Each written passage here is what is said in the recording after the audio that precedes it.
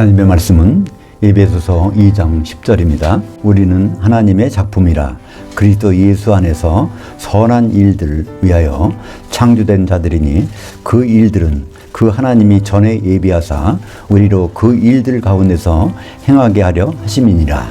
오늘 말씀을 가지고 AI도 착각하는 하나님의 걸작품이라는 제목으로 말씀을 나누겠습니다. 하나님이 무엇을 가장 기뻐하실까요? 히브리서 11장에 보면 믿음이 없이는 하나님께 기쁘시게 못한다고 말씀하죠. 그러니까 믿음이 참 중요한데 믿음이라는 헬라어는 피스티스입니다. 근데 이 피스티스란 말이 페이도라는 동사에서 나왔어요. 페이도는 설득하다 하는 말입니다. 그러니까 설득당한 것이 믿음입니다. 얼만큼 하나님께 설득당했느냐?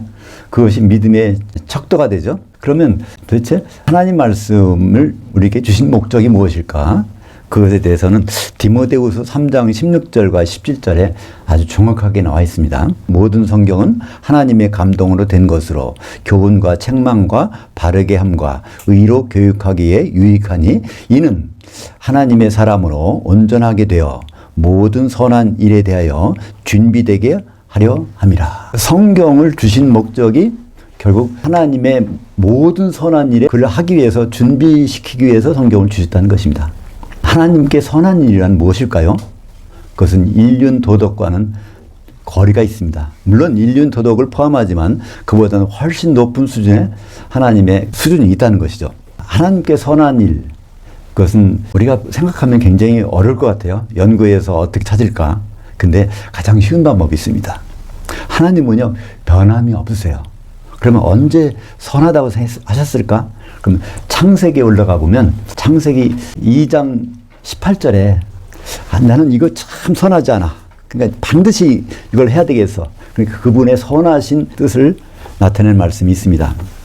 창세기 2장 18절에 보면 여호와 하나님이 이르시되 이 아담이 혼자 사는 것이 선하지 아니하니 내가 그를 위하여 돕는 배필을 지으리라 하시니라.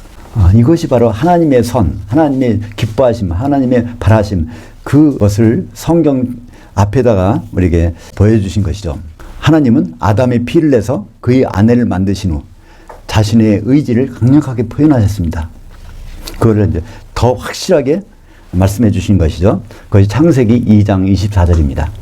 이러므로 남자가 그 부모를 떠나서 그의 아내와 합해서 둘이 한 육체를 이루고야 말리라. 히브리 말에는 강력한 의지를 나타내는 특별한 문법 형태가 있습니다. 바브란 접속사에다가 완료형이 오면 이것만은 반드시 하겠다는 의지가 나오는데 그것이 성경에서 첫 번째 나온 그 문장이 창세기 2장 24절. 그러니까 무엇보다도 이것만큼은 반드시 한다는 하나님의 의지와 결단이 있는 것이죠. 근데 그것을 무엇인지를 아무도 몰랐습니다. 드디어 그것이 밝혀진 것이 어딜까요? 사도 바울을 통해서 사도 바울에게 계시를 줘서 그것을 밝혀낸 것이 에베소서 5장 32절에 에베소서 5장 31절에는 창세기 2장 24절을 카피해놓고 그것의 비밀을 풀어주십니다. 그것이 바로 이 비밀이 그도다. 나는 그리스도와 그 교회에 대해서 말하노라. 아담과 하와의 혼이라는 거로만 생각했는데 아담과 하와는 그 예표라는 것입니다. 앞으로 일어날 일을 미리 보여주신 것이죠. 그것이 실체는 아담의 실체는 그리스도, 하와의 실체는 교회라는 것을 말씀하고 있는 것이죠. 로마서 5장 14절에 아담은 오실 자의 모형이라. 오신 자, 초림 예수가 아니라 재림 예수의 모형이라는 것입니다. 예수님은 신랑으로 오세요. 그 신랑의 모형이 그리스도. 그러면 혼인할 상대자가 있어야 될 것이 아닙니까? 그것을 바로 어떻게 말하네요?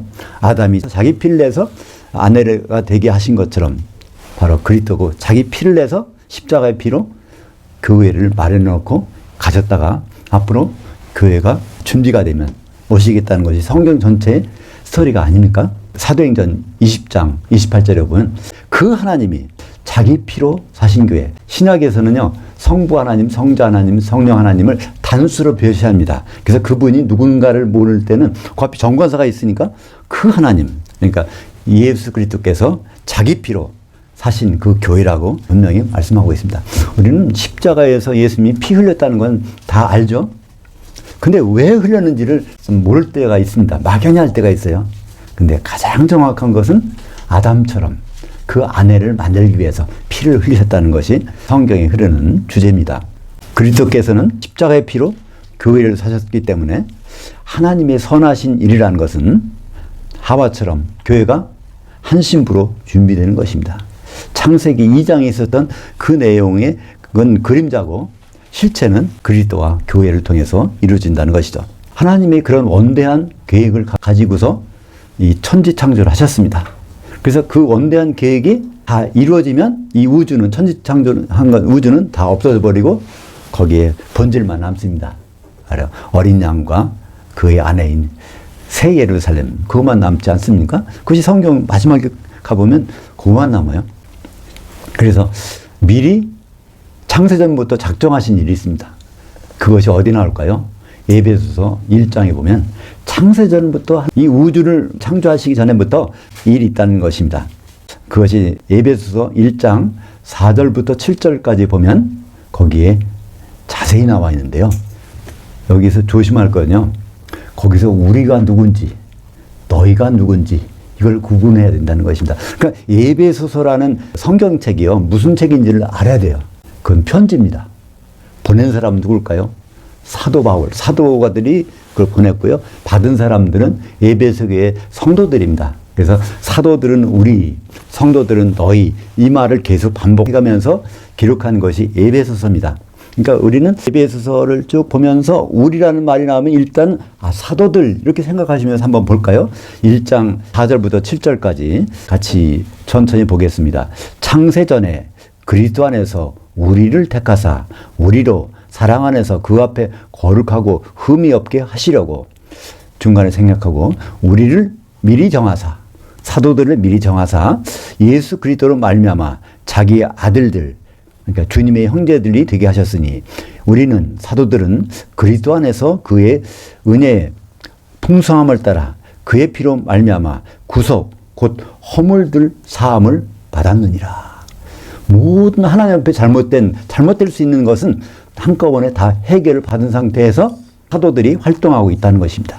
이처럼 사도들은 창세전에 미리 선택이 됐고 미리 정해져서 구속 곧 허물들 사함을 받았느니라. 우리가 성경을 볼 때 참 어려운 단어가 많아요. 그죠? 구속 또 속량 개역 개정에서는 여기를 속량이라고 번역했어요. 구속은 뭐고 속량은 뭔지 또 구원은 뭔지 참 아리까리하다는 말 좀 죄송합니다. 속된 말을 써서 참 이해하기 힘든 말이 있는데 그거 다 집어치우고요. 구속이 뭘까? 답이 나와 있잖아요. 구속 곧 허물들 사함이라는 거예요. 그죠? 우리의 모든 실수하는 것, 실수한 것, 그런 가능성, 그런 약점, 그런 것을 모두 가게 해서 처리해서 완벽한 상태로 만들어 놓는 것이 여기서 우리인데 그 우리는 우리 성도들이 아니라 사도들이라는 것을 여기서 밝히고 있지 않습니까? 이 성도들은 언제 구속받을까요? 에베소서 4장 30절에 보면 구속의 날까지 성령으로 인치심 받은 상태. 그러니까 마지막 최종 단계에 가서 이기는 자들이 구속받는 것을 약속하고 있지 않습니까? 사도들은 이미 구속을 받았으므로 이게 어디 구치소에 들어가는 감옥에 들어가는 구속이 아니라 허물들 사함을 받았으므로 완벽히 인간이지만 주님과 같은 똑같은 존재와 같이 그렇게 받았으므로 장차 심판 때 구속받게 될 성도들과는 완전히 처지가 다릅니다. 우리 성도들은요 주님 앞에 가서 거기서 심판을 받고 선한 일을 했으면 구속을 받고 악한 일을 했으면 지옥에 들어가지는 거죠. 그래서 에베소서 4장 30절 다시 볼까요? 하나님의 성령을 슬퍼하게 하지 말라. 그 안에서 너희가 구속의 날까지 인치심을 받았느니라. 그때 구속을 받는 거를 미리 약속을 해놓아 주셨다는 것이죠. 기독인 99%가 착각하는 성경 구절이 있습니다. 우리는 하나님의 작품이라. 그리스도 예수 안에서 선한 일들을 위하여 창조된 자들이니 그 일들은 그 하나님이 전에 예비하사 우리로 그 일들 가운데서 행하게 하려 하심이니라. 에베소서 2장 10절입니다. 요즘에는 답답하고 궁금하고 알기 쉬운 게 있으면요 물어볼 때가 있어요. 여러 가지 AI 그 프로그램이 있지 않습니까? 거기다 물어보면 웬만한 건 다 말해줍니다. 100% 착각하는 것이 바로 에베소서 2장 10절입니다. 에베소서 2장 10절을요 한번 물어보세요. 한번 나중에 시간 되시면 어떤 AI에다 물어보든지 그리스도 안에서 새롭게 된 성도 또는 그리스도인들을 가리키는 말이다. 이렇게 그건 거기에 하나도 예외가 없습니다.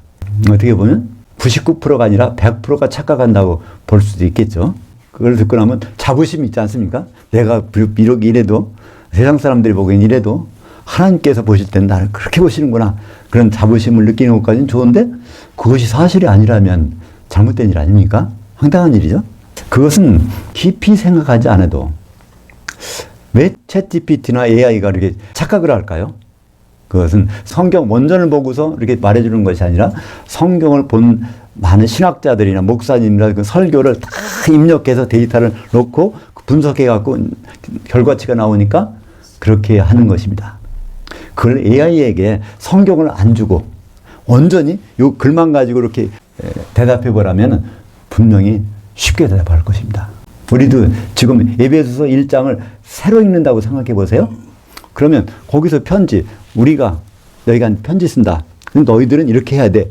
계속 그 말만 반복되면은 아, 거기서 우리는 사도들이구나. 너희는 성도들이구나. 그거를 색안경을 안 끼고 보면 그렇게 보이는데 그 사람들이 색안경을 다 끼워놨기 때문에 그렇게 되는 것이죠. 에베소서라는 편지에서 발신자는 사도들이고 수신자는 성도들입니다. 누구나 봐도 그렇게밖에는 볼 수 없습니다. 그래서 성도들은 거듭남으로써 영의 구원을 받았지만 그게 모든 것을 해결하는 것은 아니죠. 베드로전서 1장 9절에 보면 믿음의 결국은 혼의 구원, 혼들의 구원을 받음이라. 그래서 베드로전서 1장 3절에 보면은 거듭나는 것은 무엇으로 거듭난다고요? 아버지의 긍휼하심을 입어 거듭나게 된다고. 그러니까 거듭난 사람들에게 보낸 편지가 베드로전서입니다. 근데 베드로전서에 그 독자들에게 혼의 구원을 이루어가는 것에 대해서 말하고 있습니다. 혼의 구원이란 무엇일까요? 그것은 우리가 결국 예수님의 한 혼으로 통일되는, 그래서 결혼까지 가는 것을 말하고 있죠. 빌립보서 2장 12절 보면 우리가 혼의 구원을 이루어가야 되는 존재구나 하는 것을 다시 알 수 있습니다. 많은 사람들은 거기 논쟁을 할 수 있어요. 내가 구원받았다, 안 받았다, 당신은 구원받았다, 안 받았다, 이런 얘기를 왔다 갔다 하는데요. 그 빌립보서 2장 12절과 13절을 한번 볼까요? 그럼 우리가 앞으로 구원을 이루어가야 되겠구나 하는 결심이 서게 됩니다. 그러므로 나의 사랑하는 자들아, 너희가 나 있을 때뿐 아니라 더욱 지금 나 없을 때에도 항상 복종하고 두렵고 떨림으로 너희 구원을 이루라. 성도들 구원을 이루라. 너희 안에서 행하시는 이는 하나님이시니 자기 기쁜 뜻을 위하여 너희로 소원을 두고 행하게 하시나니. 에베소서나 빌립보서나 같은 시기에 같은 장소 로마 감옥에 쓴 것입니다. 그러니까 구원을 이루라는 말이지 이루었다는 말이 아니죠. 이들의 구원은 거듭남이란 말이 아니라 혼의 구원을 말하는 것이죠. 근데 그것이 무엇일까요? 하나님이 자기 기쁘신 뜻이라는 것입니다.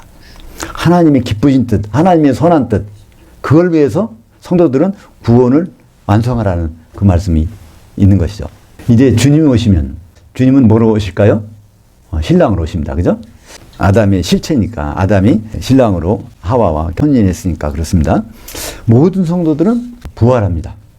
부활하기 싫다고 부활을 안 할 수 없어요. 왜냐하면 공중에 올려져서 그리스도 심판대에서 심판을 받게 되니까 그렇습니다. 그때 누구한테 심판받죠?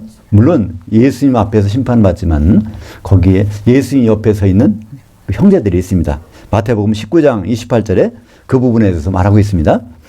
세상이 새롭게 되어 인자가 자기 영광의 보좌에 앉을 때 나에게로 따랐던 너희도 사도들도 12보좌에 앉아 이스라엘 12지파 모든 기독교인을 심판하리라. 그래서 우리는 기독교인, 모든 기독교인들은 이걸 항상 염두에 둬야 돼요. 우리는 결국 주님 앞에 가서 심판을 받게 되는데 거기에는 사도들이 있대. 그걸 염두에 두고 우리가 신앙생활을 해야 될 것입니다. 그러면 무엇을 심판할까? 이건 아주 쉽지 않습니까? 사도들은 중매쟁이잖아. 그러면 그들이 우리가 혼인 준비가 됐는지 안 됐는지 심판할 거 아니야? 그러니까 상식적으로 봐도 성경은 쉽게 이해가 되지 않습니까? 그 말을 다시 한번 고린도후서 5장 10절에서 말합니다. 고린도후서도 마찬가지로 사도들이 성도들에게 보낸 편지입니다. 거기 5장에 보면 5장 10절에 보면 이는 우리가 다 반드시, 이때 우리는 누굴까요? 사도들입니다. 너희가 성도들이니까 우리들이 사도들이 다 반드시 그리스도 심판대 앞에 나타나게 돼요. 마태복음 19장 28절에는 그 똑같은 장소에 12명이 나타나게 돼요. 각각 성도들 각각이 선악간에 그 몸을 통해서 행한 것에 따라 심판을 받게 하려 함이라. 성도들이 심판받는데 사도들이 그 자리에 서 있다는 것입니다. 이때 선악간이 나오잖아요.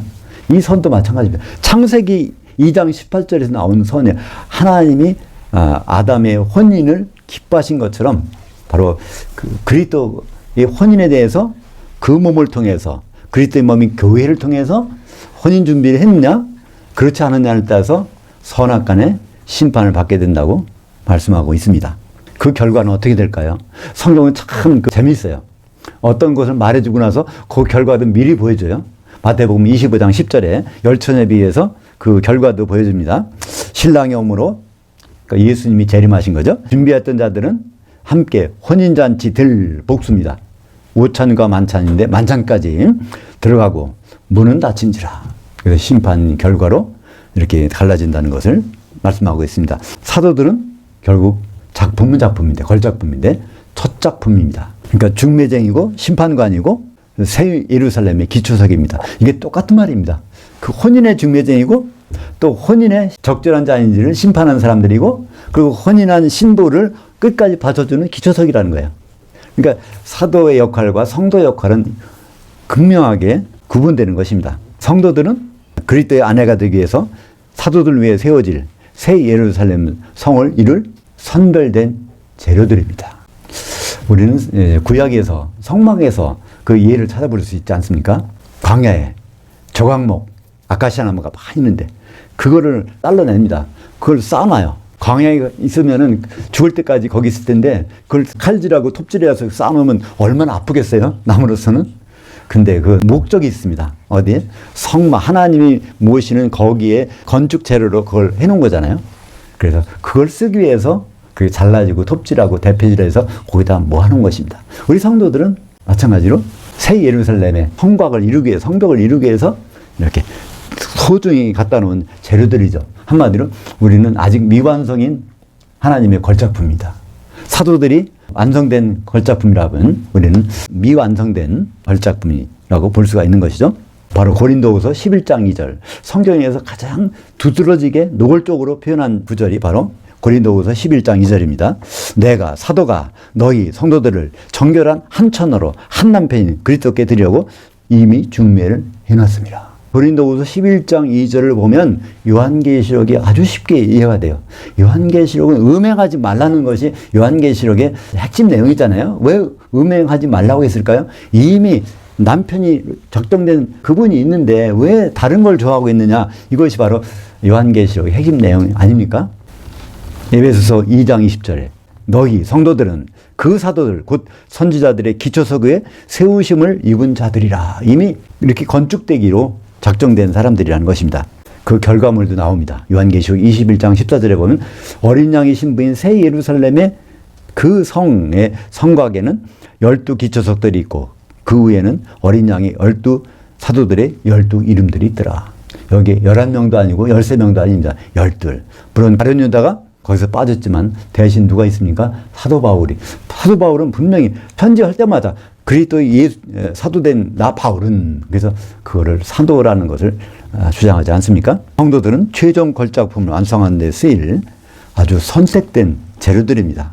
요한복음 15장 8절 보면요. 너희가 사도들이 열매를 많이 맺으면 내 아버지께서 영광을 받으실 것이요 너희는 내 제자들이 되리라. 그러니까 포도나무에 보면 포도나무에 먼저 가지를 내야 그 가지를 통해서 열매를 맺습니다. 그죠?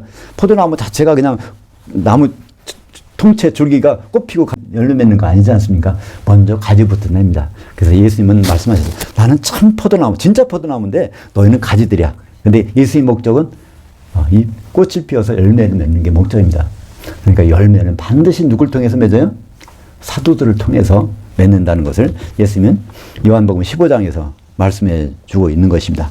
포도나무의 가지들을 통해서 열매를 맺는 우리 성도들, 사도들을 통해서 공급되는 말씀으로 참 포도나무이신 그리스도의 열매를 맺어야 할 것입니다. 주님은 십자가, 그러니까 교회를 사시기 위해서 피 흘리시기 위해서 십자가를 지시기 바로 몇 시간 전에 겟세마나에서 땀방울이 핏방울이 되도록 기도하셨습니다. 땀방울이 핏방울이 됐다는 것은 엄청난 스트레스, 그죠? 아주 그 생각이 집중이 됐다는 거. 그러니까 그때 기도한 내용이 얼마나 중요한가. 우리는 생각할 수 있지 않습니까? 그때요. 기도의 핵심이 뭘까요? 요한복음 17장 전체인데 그게 핵심은 20절과 21절 또 22절에 있습니다. 그 20절과 21절을 한번 볼까요? 내가 비옵는 것은 예수님이 지금 십자가 앞에 놓고 기도하는 것은 이 사람들 사도들만 위함이 아니요 또 그들의 말로 말미암아 나를 향하여 믿는 사람들 성도들도 위함이니. 그러니까 성도라는 누굴 말을 들어야 돼요? 사도들의 말 듣고서 예수를 향하여 믿게 되는 사람을 바로 성도라고 부르는 것입니다. 성경을 많이 읽는 사람이 성도가 아니라 꼭 사도들의 말을 듣고 그것을 받아들여서 예수님을 향하여 믿는 사람들 위함이니 그들도 성도들도 다 하나가 되어 우리 안에 있게 하사 세상으로 아버지께서 나를 보내신 것을 믿게 하옵소서. 그러니까 성도들의 목적은 어디요? 결국 하나가 되는 것입니다. 예루살렘의 성곽은 바로 한 벽옥으로 되어 있다는 거예요. 그것이 그렇게 되기 위해서 우리를 택하신 것입니다. 그렇다면 하나 되기 위해서 무엇이 필요할까요? 성령으로만 우리는 하나가 될 수 있으니까 성령이 기름을 준비하는 것은 열천에 비해서 너무나 당연하지 않습니까? 그리고 주님은 요한복음 17장 22절에서 이렇게 말씀하십니다. 내게 주신 영광을 내가 그들에게 주었사오니. 그러니까 사도들은요 예수님의 영광 똑같은 영광을 그대로 물려받은 사람이라는 것입니다. 사도란 말이 무엇일까요? 아포스톨로스는요 분신이란 뜻입니다. 아포는 쪼개다, 스톨로스는 설치하다. 큰 덩어리를 옮겨서 설치하기 위해서는 반드시 쪼개서 갖다 놔야 되겠죠. 예수님은 너무나 커서 움직일 수가 없습니다. 그래서 사도들 12쪽을 내서 바로 우리에게 주신 것입니다. 그것을 사도들의 말씀을 받는다면 바로 예수님의 생각을 우리가 받아들이는 것이죠. 그래서 사도들의 복음이 아니면 다른 복음입니다. 고린도후서 11장 2절 아까 봤었잖아요. 내가 사도로서 너희를 성도들을 한 남편이 그리스도께 드리려고 중매했음이로다. 근데 그 글이 쓴 다음에 뭐라고 말합니까? 바울이 내가 생각하기에는 너희들이 얼마나 있어서 변질될 거야. 옛날에 옛뱀이 하와를 미혹했던 것처럼 바로 너희가 그렇게 미혹될까 난 참 두려워한다.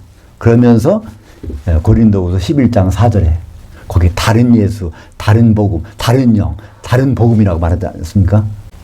사도가 성도들을 중매한 혼인 복음 이외에 전하는 것은 다 다른 예수고 다른 영이고 다른 복음이라고 성경에 결론을 내버렸습니다. 다른 예수란 무엇일까요? 우리를 그냥 거룩하게 우리를 도와주시고 뭐 그런 예수가 아니라 신랑으로 오실 예수가 아니면 다른 예수라는 거예요. 그죠? 다른 영, 성령, 하나 되게 하시는 성령이 아니면 다른 영이라는 거예요.